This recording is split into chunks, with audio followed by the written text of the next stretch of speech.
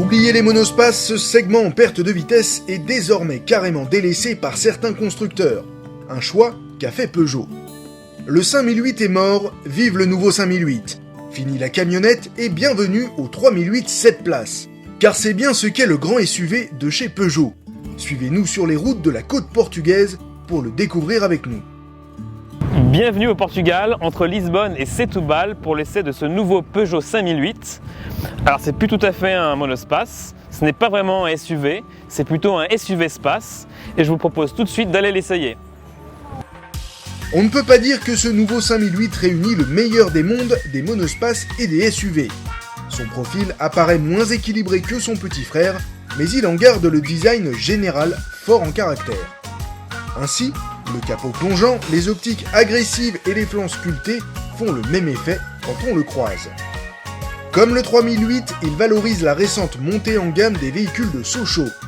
Toutefois, la poupe s'avère plus massive, sans pour autant le transformer en corbillard. Et pour le côté baroudeur, les protections de carrosserie et les bas de caisse, qui imitent l'alu, font partie de la panoplie. Le gros point fort de ce nouveau Peugeot 5008, c'est son habitacle, avec ce fameux iCockpit orienté vers le conducteur. C'est très bien fabriqué, c'est sans doute ce qui se fait mieux dans la catégorie, à tel point qu'on remarque beaucoup de similitudes avec des modèles allemands, des modèles germaniques, à l'instar de ces contreportes dans le prolongement de la planche de bord, qui ne sont pas sans rappeler une certaine marque aux anneaux.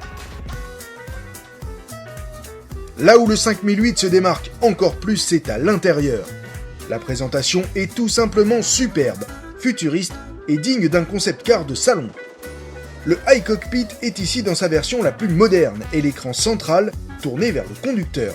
C'est du plus bel effet, même dans les détails. On se dit carrément que l'écart avec les productions germaniques est de moins en moins marqué, car Peugeot n'a pas oublié les équipements dernier cri, aussi bien pour la conduite que pour le confort. Là où le Peugeot 5008 marque sa différence par rapport à un SUV traditionnel, c'est en matière d'habitabilité qui est vraiment excellente, que ce soit en espace aux jambes, en largeur aux coudes ou en garde au toit. Reste à savoir ce que donne la troisième rangée de sièges. Et pas de miracle à attendre en revanche de la troisième rangée de sièges, l'espace est assez réduit et donc réservé aux enfants. Alors pour le lancement de ce Peugeot 5008, pas moins de 6 versions sont disponibles au catalogue, 2 versions essence et 4 versions diesel, dont ce 2 litres Blue HDI de 150 chevaux.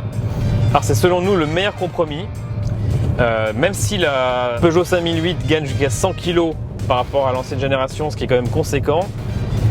Ça reste une voiture 7 places, enfant, les bagages, donc il faut un minimum de performance. Alors tout de suite à la conduite, ça n'a rien à voir avec les anciens SUV ou les monospaces Pato d'antan, c'est vraiment très dynamique, notamment cette direction, ce petit volant qui est un régal sur les petites routes du Portugal, la commande de boîte qui est très précise, et surtout ce compromis entre confort et efficacité pour l'amortissement. Ça permet de se faire plaisir au volant tout en ayant une voiture familiale, à vocation familiale.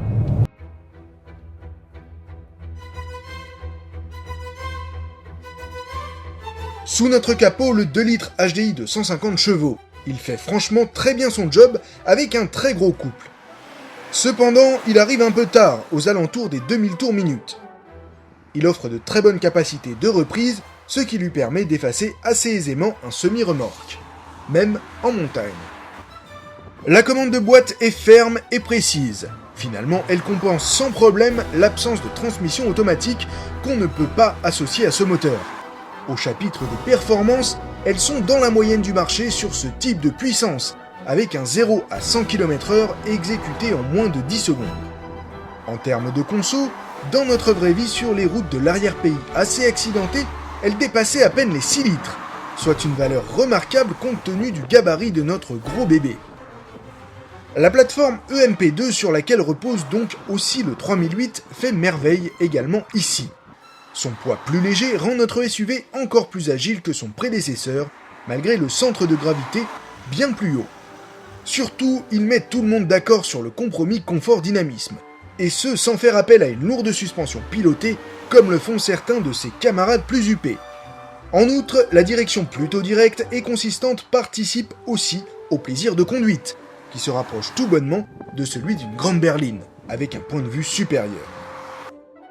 On ne subit absolument pas les choses comme ça a pu être le cas par le passé, au volant de certains monospaces. On émettra une petite réserve sur notre monte pneumatique au mélange à faible résistance au roulement, qui atteint ses limites assez rapidement quand on aborde une courbe à trop vive allure. Les gommes en option peuvent en partie endiguer le phénomène. Peugeot mise sur les SUV et ils ont bien raison. Ce 5008 est tout bonnement une réussite à tous les niveaux. Ce probable best-seller, comme son petit frère tout juste auréolé de son titre de voiture de l'année, devrait largement convaincre. Notamment par ses prestations routières supérieures à celles de ses plus proches concurrents, à 36 950 €, notre modèle d'essai de milieu de gamme se trouve étonnamment moins cher qu'un Kodiaq à équipement équivalent, son meilleur rival.